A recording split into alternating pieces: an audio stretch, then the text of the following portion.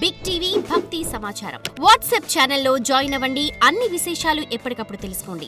తన కొరకు తానేమీ చేసుకోలేకపోయానని జీవులు బెంగ పెట్టుకుంటారని పరమేశ్వరుడు ఒక సంవత్సరం మొత్తం మీద దేశకాలముల యందు సృజించిన పరమోత్కృష్టమైన తిథి అక్షయ తృతీయ. దాని పేరే అక్షయ తృతీయ. అది ఒక్క వైశాఖ మాసంలోనే. ఈ అక్షయ తృతీయకి గొప్పతనం ఏంటంటే, ఈ శరీరాన్ని విడిచిపెట్టి జీవుడు ఇంకొక శరీరానికి వెళ్ళిపోయినప్పుడు కూడా చేసిన పుణ్యాలను అనుసరించే ఇస్తారు. కర్ణుడి యొక్క కథలోంచి వచ్చింది అక్షయ తృతీయ. అక్షయం అంటే అది ఖర్చు అయిపోవడం ఉండదు. ఆకలి తీరాలి. ఏ జన్మలో ఉన్నా నాకు కడుపు నిండా అన్నం దొరకాలి, నేను నలుగురికి పెట్టుకోగలగాలి అనుకున్నవాడు అక్షయ తృతీయ తిథి నాడు బ్రాహ్మణుడికి స్వయం పాకం ఇచ్చుకోవాలి. అంటే కసిని బియ్యం, ఏదో 2 దుంపలో 2 కూరగాయలో, కాస్త చింతపండు, 2 మిరపకాయలు, ఓ పండు తీసుకొచ్చి ఇస్తారు. స్వయం పాకం ఇచ్చుకుంటే జన్మాంతరముల యందు కడుపు నిండా తాను తిని తన చుట్టూ ఉన్న వాళ్ళకి పెట్టుకుంటాడు. ఒంటికి బట్టకి లోటు రాకుండా నేను ఎప్పుడూ చక్కగా బట్ట కట్టుకుని ఉండగలగాలి అంటే దాని అర్థం మనుష్య జన్మ కావాలి. ఆ మనుష్య జన్మలో చక్కగా ఒంటి నిండా బట్ట కట్టుకుని ఉండగలగాలనుకోవాలంటే అంచు కలిగిన బట్ట, పంచెల చాపు తీసుకొచ్చి బ్రాహ్మణుడికి దానం చెయ్యాలి.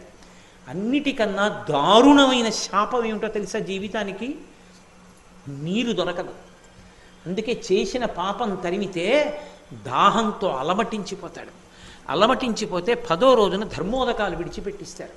ఆ నీళ్లు తాగమంటారు, అప్పుడు తాగుతాడు. అది కూడా మీరు ధర్మశాస్త్రం చదివితే కొన్ని చోట్ల చెప్పిన మాటలకు భయపడతారు.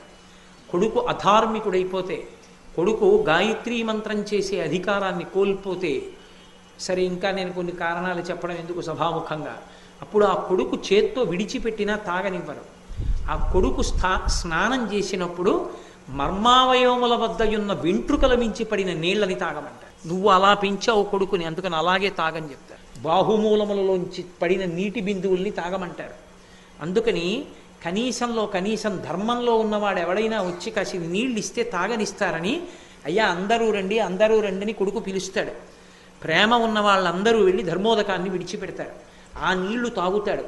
ఆ దరిద్రం లేకుండా శరీరం విడిచిపెట్టిన తరువాత ఉత్తర జన్మలలో కూడా కావలసిన నీళ్లు దొరికి హాయిగా దాహంతో కొట్టుకోవలసిన అవసరం లేకుండా ఉండేటట్టు చెయ్యగలిగిన తిథి ఒక్క అక్షయ తృతీయ మాత్రమే. అక్షయ తృతీయ నాడు కూజ బాగా కడిగేసి, లేకపోతే కుండ బాగా కడిగేసి దాంట్లో చక్కగా నీళ్లు పోసి, అప్పటికప్పుడు తాగడానికి యోగ్యంగా ఉండాలి, మట్టి కంపు కొట్టకూడదు. నీళ్లు పోసి అవకాశం ఉంటే అందులో చక్కగా కాస్త యాలకగుండ లాంటిది కొద్దిగా కర్పూరం కలిపి ఆ ఉదక భాండం అంటారు, ఆ నీటి పాత్రని తీసుకొచ్చి ఆ కూజానో కుండనో బ్రాహ్మణుడికి దక్షిణతో కలిపి దానం చేస్తారు. ఓపికని బట్టి 6, 11, 16, 116లో ఏది ఉంటే అది. దాని చేత ఆకలి దప్పిక తీరుతాయి. ఇంకా విశేష ఫలితాలు ఏవి అంటే, వేసవి కాలం కాబట్టి చెప్పుల జతిస్తారు, గొడుగిస్తారు, ద్రవ్యం ఇస్తారు. అక్షయ తృతీయ నాడు తప్పకుండా దానం చేసుకోవాలి. అది కూడా నేను మీతో ఒక మాట చెప్తున్నాను.